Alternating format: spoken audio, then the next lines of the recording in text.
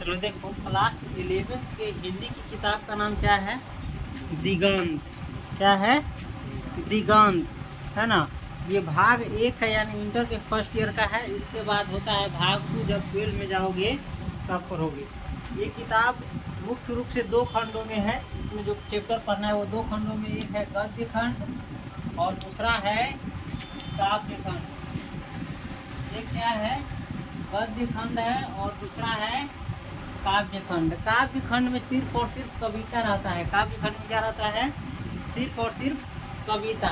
और गद्य खंड में बाकी जो बच जाता है कहानी, लेख, निबंध, एकांकी, नाटक, है ना, ये सब रहता है। किसमें?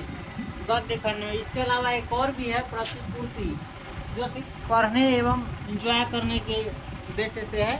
मुख्य रूप से परीक्षा के लिए वो जरूरी नहीं है, फिर भी उसमें से आता है कुछ, इसलिए उसको भी पढ़ेंगे। तो सबसे पहला क्या है? गद्य खंड। और गद्य खंड में टोटल कितना चैप्टर है?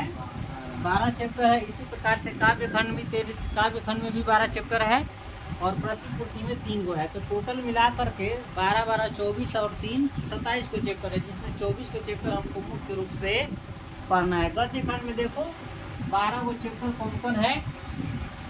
इधर है पाठ का नाम और इधर है लेखक का नाम। तो इसमें जितने भी चैप्टर है और उसके लेखक का नाम है, इसको याद रख लेना। समझ गया? पाठ में सबसे पहला पाठ है पूस की रात। क्या है? पूस की रात। जारा समझना। जारा जब सबसे ज़्यादा जारा किस महीना में पड़ता है? हिंदी महीना के अनुसार पूस में। जैसे हिंदी में सुना होगा चैत, वैशाख, जेठ, आषाढ़, सावन, भादो, आश्विन, कार्तिक, अगहन, पूस, माघ, फागुन। तो सबसे ज़्यादा जारा किस महीना में पड़ता है? पूस में पड़ता है। समझ गया? हिंदी के महीना के हिसाब से पूस में पड़ता है। तो उसी जारे की रात के बारे में बता रहा है। पूस की रात, इसमें सबसे ज़्यादा ठंड, है ना, पड़ता है। और इसी पूस के रात के ऊपर कहानी है, बहुत मार्मिक कहानी है। तो इसको हम जब चैप्टर पढ़ेंगे तब समझेंगे। आगे से इसमें कोई भी चैप्टर जो है उसको हम नहीं समझेंगे, जब चैप्टर पढ़ेंगे सब समझेंगे। फिलहाल हम सिर्फ पाठ और उसके लेखक का नाम इसमें याद कर रहे हैं। तो सबसे पहला पाठ है पूस की रात, जिसके लेखक है प्रेमचंद। पूस की रात के लेखक कौन है? प्रेमचंद। उसके बाद दूसरा पाठ है हमारा कविता की परख। दूसरा पाठ क्या है? कविता की परख। दूसरा पाठ है कविता की परख। इसके लेखक है रामचंद्र शुक्ल। इसके लेखक कौन है? रामचंद्र शुक्ल। इसके बाद है आंखों देखा गदर। आंखों देखा गदर। इसके लेखक है विष्णु भट्ट गोडसे वर्षईकर। आंखों देखा गदर यानी जिस प्रकार से लड़ाई हुआ था, इसमें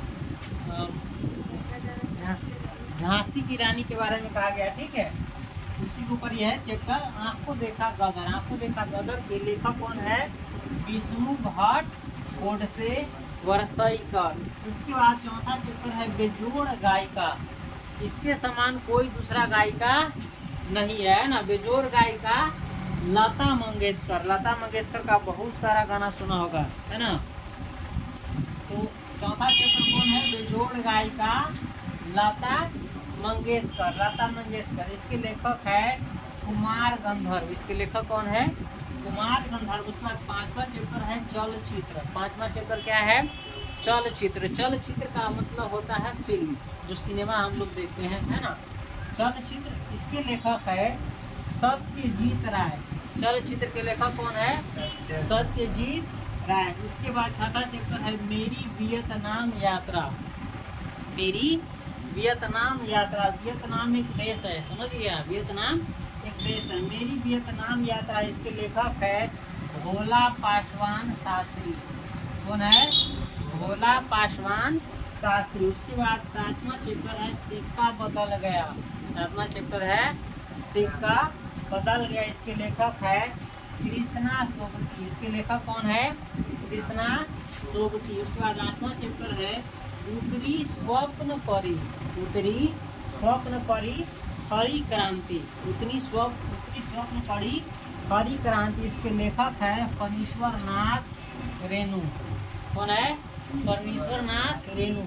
इसका लिखा हुआ चैप्टर पढ़ा हुआ क्लास 9 में, लाल पान की बेगम। बड़ा मजेदार चैप्टर है ना। उत्तरी स्वप्न पढ़ी हरि क्रांति। इसके लेखक कौन है? फणीश्वर नाथ रेणु। उसके बाद 9वां चैप्टर है एक दीक्षांत भाषण। एक दीक्षांत भाषण इसके लेखक है हरिशंकर परसाई। हरिशंकर परसाई। उसके बाद 10वां चैप्टर है सूर्य। 10वां चैप्टर है सूर्य। इसके लेखक है ओदोलेन स्मेकल। ओदोलेन स्मेकल। सूर्य के लेखक है ओदोलेन स्मेकल। उसके बाद 11वां चैप्टर है भोगे हुए दिन।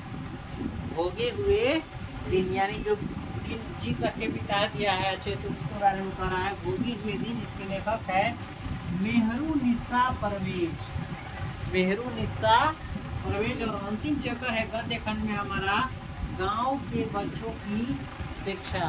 गांव के बच्चों की शिक्षा। इसके लेखक है कृष्ण कुमार, है ना। इसको नोट करो।